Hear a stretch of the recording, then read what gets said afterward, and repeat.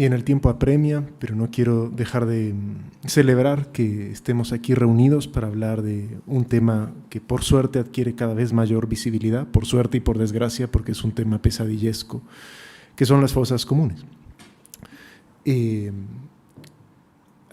Celebro que la Universidad Veracruzana sea la anfitriona de este encuentro entre personas provenientes de la sociedad civil, las familias, servidores públicos y los propios entes académicos convocados por la universidad.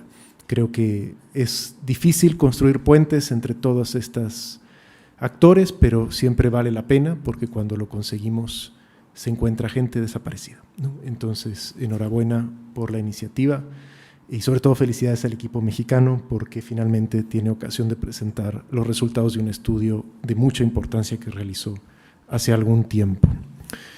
Bueno, iban a ser 20 minutos, me quedaron 17 y con esto ya son 15, entonces vamos a hacer un recorrido muy rápido y disculparán que no salude a todas las personas con las que estuvimos trabajando en marzo, etcétera. Siguiente lámina, por favor. El módulo de fosas comunes es una base de datos en la cual la Comisión Nacional de Búsqueda, con apoyo de algunas comisiones locales de búsqueda, reúne desde finales de 2019 y hasta la fecha y en adelante información sobre inhumaciones en fosas comunes de panteones municipales. ¿De dónde viene esta información? Viene de los libros, archivos, papeles de los propios panteones municipales. ¿Por qué esto es tan importante? Porque en general la información que se tiene sobre lo que está o debería estar en las fosas comunes viene de los CEMEFOS, ¿de acuerdo? O de las fiscalías de homicidios y feminicidios que investigan esas muertes. Lo que tiene de particular el módulo de fosas comunes es que los datos que contiene son los datos que tienen los panteones, las administraciones municipales de los panteones. Esto a la vez es una fortaleza y una debilidad, es complementario a lo demás. Quiero decirles que la base de datos es pública. A finales del año pasado, en diciembre, subimos a la página de internet de la Comisión Nacional de Búsqueda una versión de difusión del módulo de fosas comunes que incluye los nombres de las personas identificadas, no reclamadas, inhumadas en las fosas comunes de los panteones que hemos visitado para extraer esta información. Quiero ser muy claro aquí, en este país hay alrededor de 200 panteones que han operado u operan hoy fosas comunes y vamos uno por uno. Entonces, no hay todavía información de San Luis Potosí, no, etcétera, pero vamos cada 3 meses actualizando esta versión pública de la base de datos que les permite a ustedes, a los estudiosos, a la sociedad civil, a quien sea, tener el mismo nivel de información que tenemos nosotros sobre las fosas comunes. ¿De acuerdo? ¿Cómo surgió? En 2019, siguiendo la pista de 5 personas acribilladas por el ejército en 1974, llegamos al archivo del Panteón Civil de Dolores en la Ciudad de México. El Panteón Civil de Dolores es el panteón que ha operado la fosa común de la capital del país desde el siglo XIX. Además de encontrar información sobre estas 5 víctimas del ejército de 1974, encontramos algo igual de interesante y de importante para nuestro trabajo. Encontramos que los documentos del panteón, aquí quiero insistir, son papeles, no había base de datos, no había computadoras con internet. Los papeles más recientes de los últimos 20 años contenían muchos nombres de personas. Los papeles relativos a la fosa común, es decir, donde el sepulturero y el administrador va recibiendo los cuerpos del CEMEFO o de la universidad o de hospitales y va anotando, tal día recibí el cuerpo de tal persona, nombre desconocido, edad 30. Y abajo también recibí el cuerpo y este se llama Juan. Y abajo Pedro, y abajo desconocido. Había muchos nombres, había muchos cuerpos identificados. Y eso nos pareció muy importante.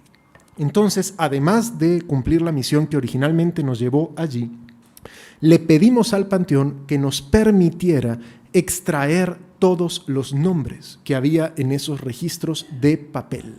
Y esos nombres los fuimos tecleando en una base de datos, y esa base de datos la empezamos a comparar con el Registro Nacional de Personas Desaparecidas y No Localizadas, que para finales de 2019 ya nos permitía comparar esa información de manera eficiente. Y una semana después de comenzar este ejercicio, cuando llevábamos, me acuerdo, 22 nombres tecleados, encontramos a Juan, que estaba desaparecido desde el año 2014 en el Estado de México. Y seguimos capturando datos. Acabamos todo lo que tenía Panteón Civil de Dolores, 14,000 registros en nuestra base de datos, y nos movimos a Veracruz, y nos movimos a Puebla, y nos movimos a Sonora, y ahora ya estuvimos en Estado de México, en Jalisco, y seguimos capturando, y seguimos comparando esta información con Registro Nacional de Personas Desaparecidas, y seguimos encontrando personas. Este es módulo de fosas comunes. Es una base de datos especializada en buscar personas desaparecidas a través de comparar la información que contiene con la información que las familias dan sobre sus seres queridos desaparecidos, que está concentrada en Registro Nacional de Personas Desaparecidas. Y ustedes pueden descargar la base de datos. Entonces, no hay aquí, digamos, nada que esté fuera del alcance de su teléfono celular en este mismo momento, ¿no? Siguiente. ¿Dónde vamos? Pues hemos avanzado bastante. La base de datos ya tiene casi 24,000 entradas, ¿no? Casi 22,000 entradas.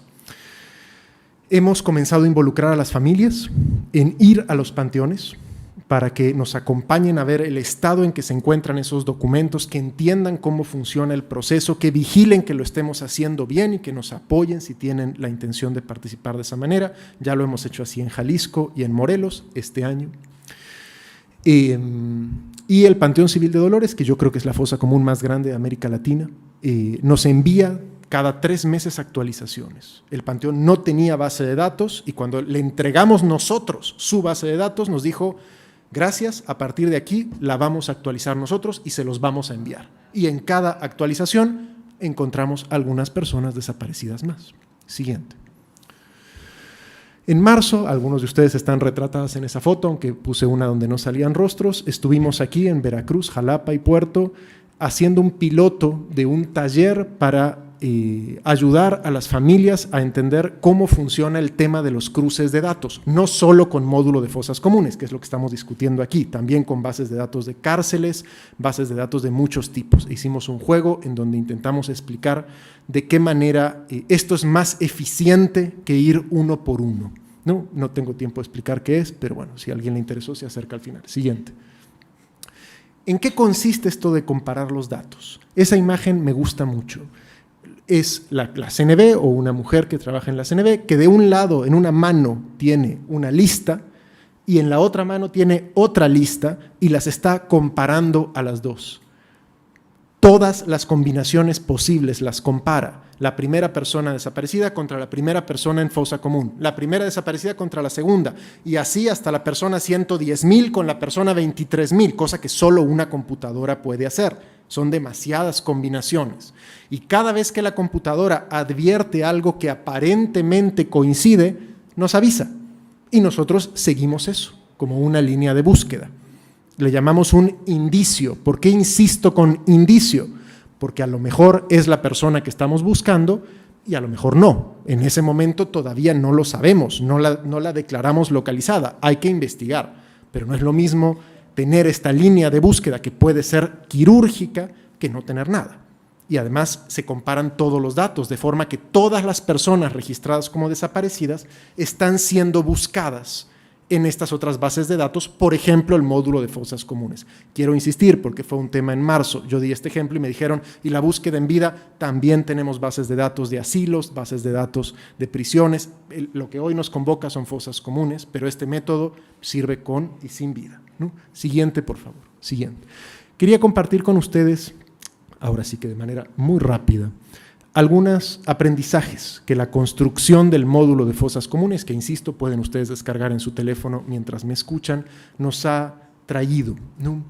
Primero, esta estrategia de comparar toda la información contra toda la información es mucho más eficiente que lo que se hacía antes. No hay un remedio para todos los males, no todo se va a resolver así, pero lo que se pueda resolver de esta manera no se va a resolver más rápido de ninguna otra manera.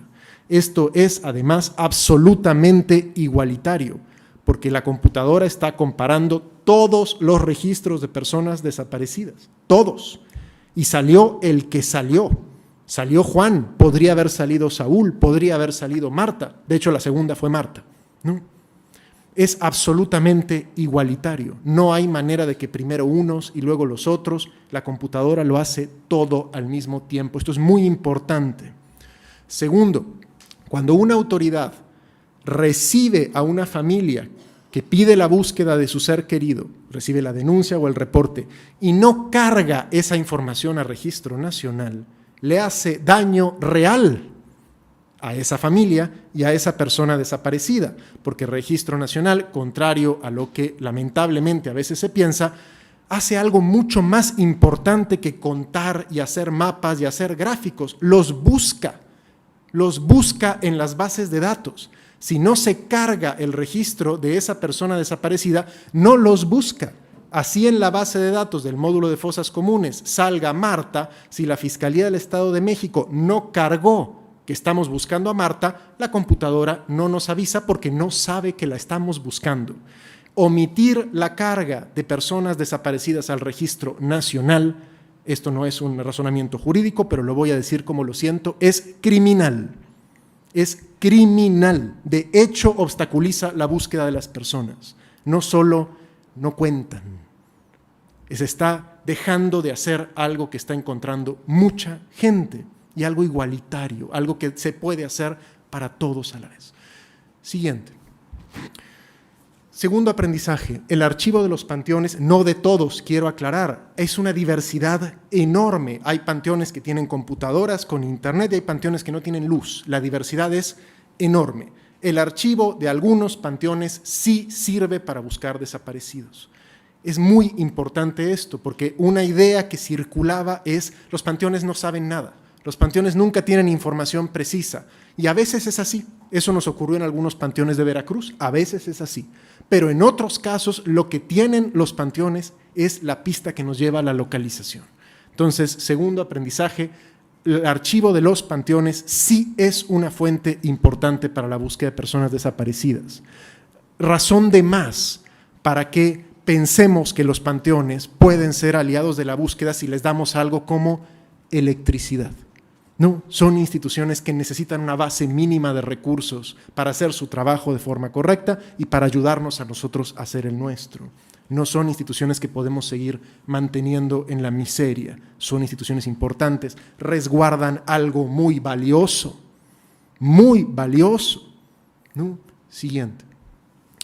La información pública empodera, este es el tercer aprendizaje. Cuando hicimos pública la base de datos, comenzamos a recibir correos electrónicos de gente que se metió a la base de datos a encontrar a sus familiares. Entre ellos una organización civil llamada El Caracol, que trabaja con población en situación de calle en la Ciudad de México, que pudo buscar a algunas personas con las que trabajaba que había dejado de tener contacto con ellas, sospechaba que habían fallecido y en el módulo de fosas comunes pudo tener certeza que sus cuerpos habían llegado a la fosa común, que habían fallecido en la calle. Hacer pública la información le da poder a la gente. La información tiene que ser pública. Siguiente. Cuarto aprendizaje. En las fosas comunes, esto es una especie de lugar común. Hay cuerpos no identificados que mandaron las fiscalías. Es correcto, hay eso, pero hay otras cosas también y tenemos que entender todo lo que hay. ¿No? Hay efectivamente cuerpos no identificados enviados por las fiscalías, hay cuerpos sí identificados enviados por las fiscalías.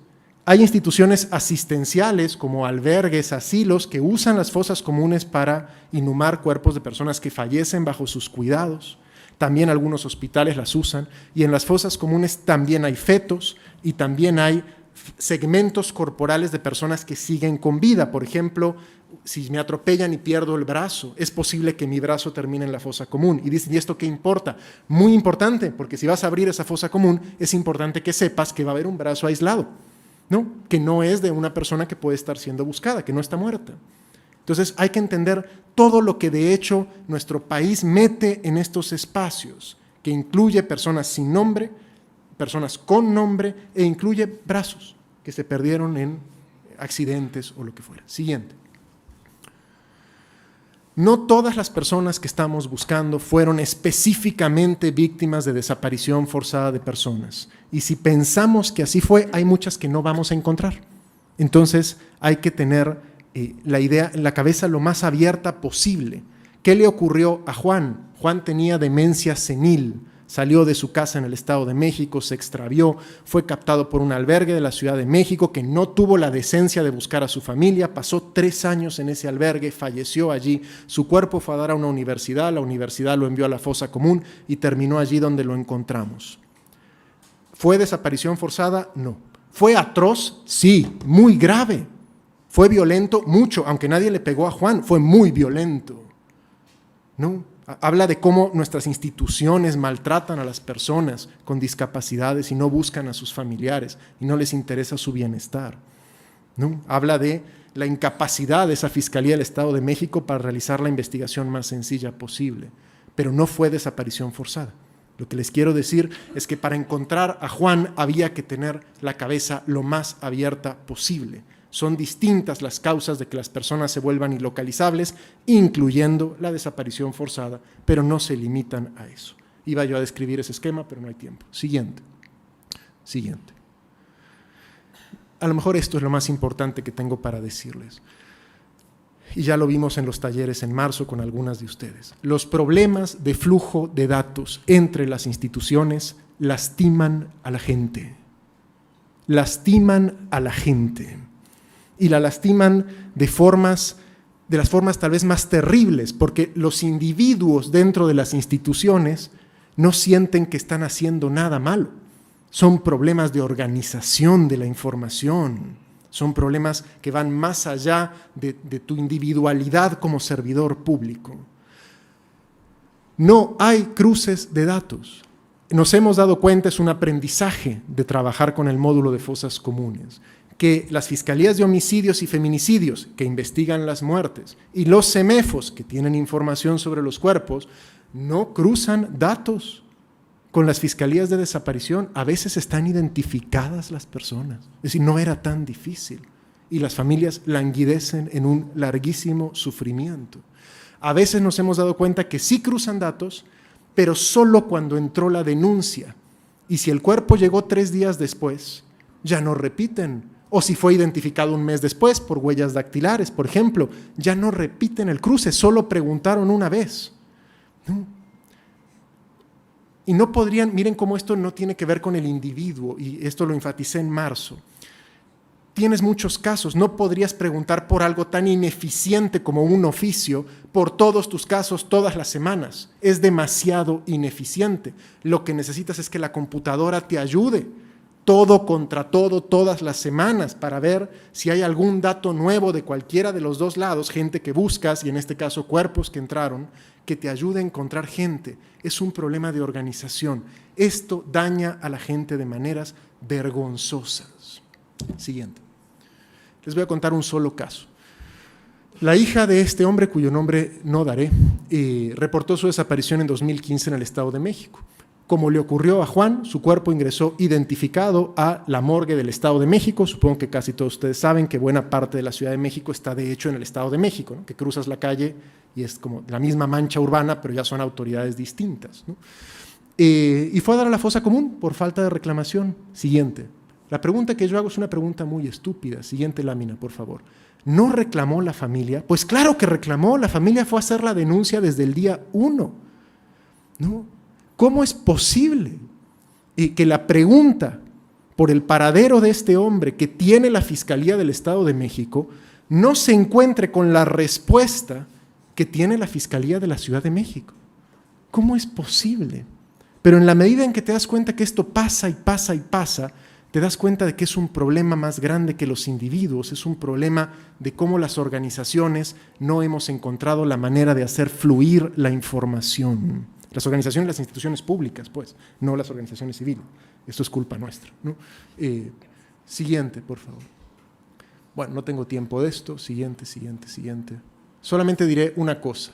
Hace una semana se anunció la entrada en funcionamiento del Banco Nacional de Datos Forenses. ¿Qué es eso? Según la Ley General de Desaparición, es la base de datos nacional que resuelve exactamente lo que yo estoy diciendo. Es la herramienta que resuelve esto. El concentrador de información que nos dice, estos son todos los cuerpos que han entrado a todas las morgues de todas las fiscalías del país y esta es la información que tenemos sobre ellos. Se supone que esto tendría que existir. En 2021, según el INEGI, ingresaron, estos son datos muy nuevos, muy importantes para los investigadores y académicos, según INEGI, ingresaron a todas las morgues del país 92.590 unidades. Eso puede incluir fetos, eso puede incluir huesos, ¿no? De ellas, 80.419 cuerpos. Vamos a quedarnos con cuerpos, que es el conteo más fácil. Entonces, para 2021, identificados, no identificados, suicidio, accidente de tránsito, muerte en la calle, todo, es esa cifra la que INEGI nos dice que todo el país le reportó para 2021 completo. Según el informe final de actividades de la Fiscalía General de la República del año 2021, en 2021 comenzaron con 7.104 registros de cuerpos y terminaron con 8.200, no alcanzo a leer por mi miopía, 89 registros. Es decir, que en todo ese año, en donde pasaron por las morgues más de 80.000 cuerpos, la FGR consiguió concentrar la información sobre 1.185. Es decir, 1%. 1%. Esto no solo es responsabilidad de FGR, todas las fiscalías del país tienen que suministrar esa información, es una responsabilidad nacional. Pero, ¿dónde está el Banco Nacional de Datos Forenses? Si no concentramos esa información, no la podemos cruzar. Si no la podemos cruzar, no nos vamos a dar cuenta ni de lo más obvio. Siguiente, por favor. Por lo menos ahora, gracias al INEGI, bendito sea INEGI, ya sabemos cuánto falta. Ya podemos comparar lo que está concentrado con lo que debería estar concentrado. Bendito INEGI, pero INEGI nos dice cuántos faltan, no nos dice cuáles son. Ese es trabajo de las fiscalías. Hay que concentrar esos datos. Siguiente. Siguiente, no hay tiempo. Siguiente. Quiero comentar esto también.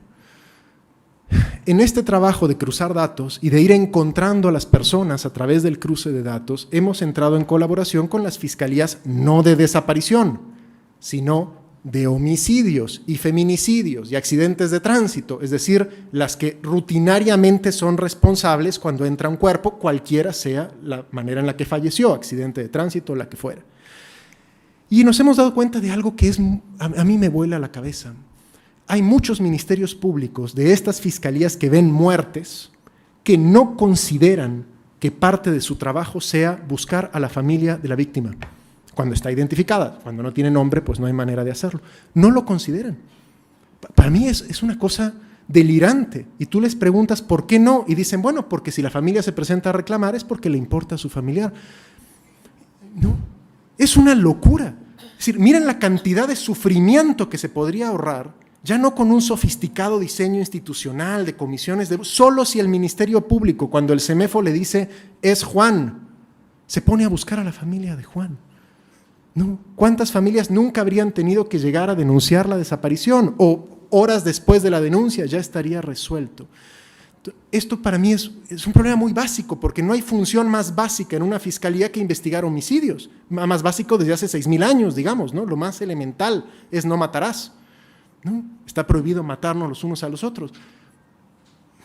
Entonces, también aquí yo quisiera como poner sobre la mesa que el problema de la desaparición, y ustedes lo saben, y el tema de fosas comunes lo enfatiza, pasa por más oficinas e instituciones que las que tienen en el nombre desaparición o búsqueda. Estas son muy importantes, esto es un cuello de botella del sistema, que las fiscalías que existen desde siempre, las de homicidios, no lo hacen o no tienen recursos para hacerlo o no saben cómo hacerlo. Este es un punto de intervención para prevenir desapariciones, que busquen a las familias de las víctimas de los delitos que investigan, homicidio, feminicidio. Siguiente. Ya, termino con esto. ¿Dónde estamos atorados en Ciudad de México?